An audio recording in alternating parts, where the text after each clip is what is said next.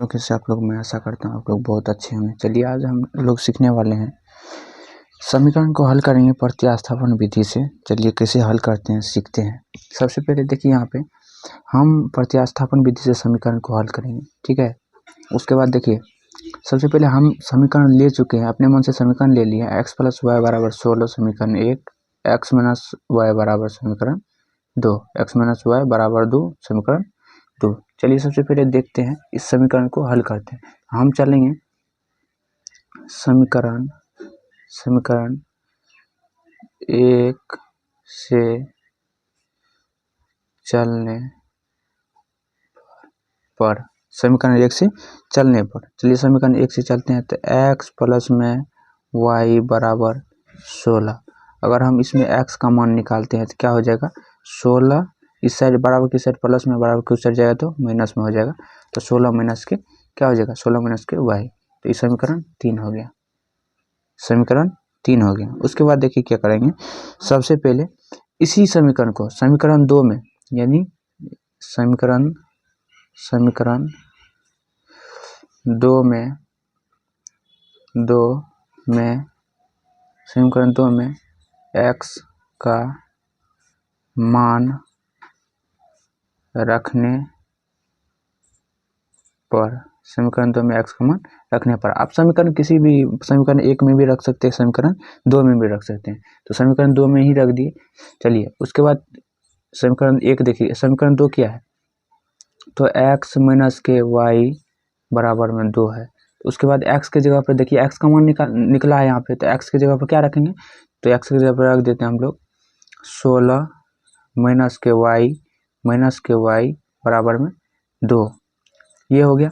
उसके बाद देखिए क्या करेंगे, इसको देखिए 16 माइनस के 1 y, माइनस के कितना हुआ, तो माइनस के 2 y हो जाएगा।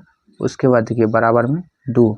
उसके बाद देखिए क्या होगा, इसमें क्या होगा, ये 16 को इस साइड रहने दीजिए, ई बराबर के इस साइड माइनस में, बराबर के उस साइड भेज देंगे तो प्लस में हो जाएगा। ये बराबर के उस साइड प्लस में, बराबर के इस साइड रहेगा तो माइनस में हो जाएगा। तो इसको माइनस में लिख दिए, ये बराबर के उस साइड भेज दिए तो 2y लिख दिए, यानी प्लस में हो गया, ठीक है। उसके बाद देखिए क्या करेंगे, इसको हल करते हैं। तो 16 में से 2 गया तो कितना हो जाएगा, 14 हो जाएगा। बराबर में 2y है तो 2y लिख दिए, कोई दिक्कत नहीं। चलिए अगला क्या करेंगे, इसको अगर y का वैल्यू निकालेंगे तो क्या करेंगे, सीधा करके लिख देते हैं, यानी y बराबर 14/2, यानी 2 से जब हम 14 को काटेंगे तो कितना बार में काटेगा, 7 बार में, ठीक है। तो y का वैल्यू कितना आ गया, 7 आ गया, y का वैल्यू 7 आ गया। उसके बाद इसमें कुछ भी नहीं करेंगे। उसके बाद हम समीकरण 1 में क्या करेंगे, ई y का मान रख देंगे तो x का मान निकल जाएगा।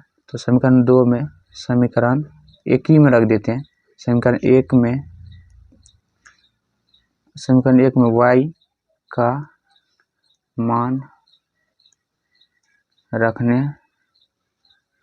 पर, समीकरण 1 में x का मान y का मान रखने पर, समीकरण 1 में क्या, समीकरण 1 में y का मान रखने पर। समीकरण 1 क्या है, तो x + में y बराबर में 16 है।